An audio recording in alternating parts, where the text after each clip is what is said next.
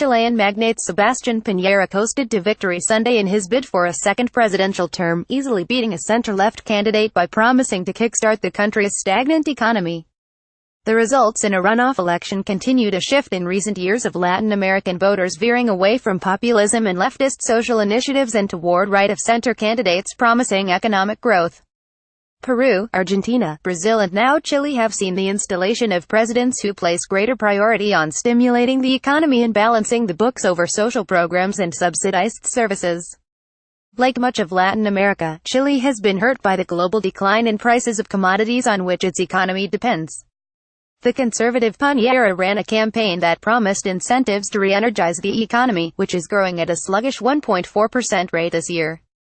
His opponent, Alejandro Julier, a senator and former TV anchor, had promised to build on outgoing President Michelle Bachelet's social reforms, promote urban development and possibly raise taxes on the rich. Voters' economic concerns evidently trumped social policies. With nearly all votes counted, Piñera had 54.6% to Julier's 45.4%.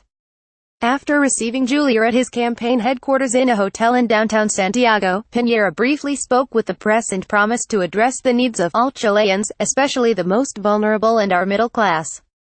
Chile needs agreements rather than confrontations. It needs dialogue, collaboration, because that is how countries progress. Piñera said, "What unites us is our love for Chile, our firm will to deliver the best of ourselves, so that we can have our life." Piñera, who previously served as president from 2014, received a congratulatory telephone call from Bachelet and told her, "I have never had the slightest doubt that both you and I want the best for Chile." He will take the oath of office in March. Chile does not allow presidents to serve consecutive terms. Bachelet served from 2000-610 before relinquishing the office to Piñera. She then returned to office in 2014. In a concession speech, Julier congratulated Piñera for his impeccable and solid triumph.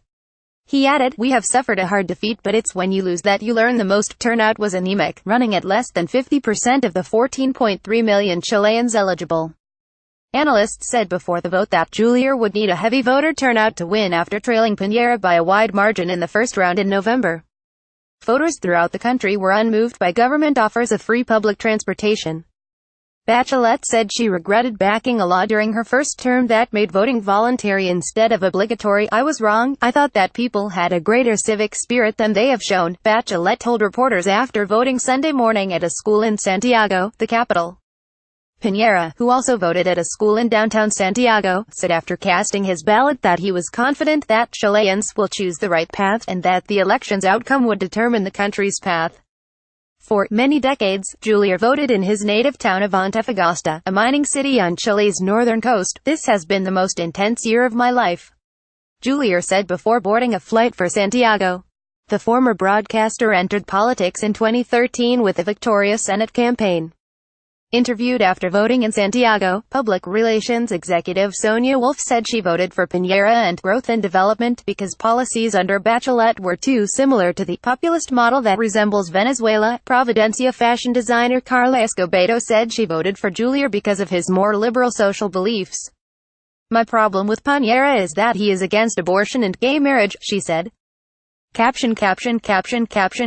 Special correspondents Poblete reported from Santiago and Kral from Bogotá, Colombia. UPDATES 515 p.m. This article has been updated with quotes from Piñera. Background. 415 p.m. This article has been updated with nearly complete results. Quotes. Background. This article was originally posted at 3:40 p.m.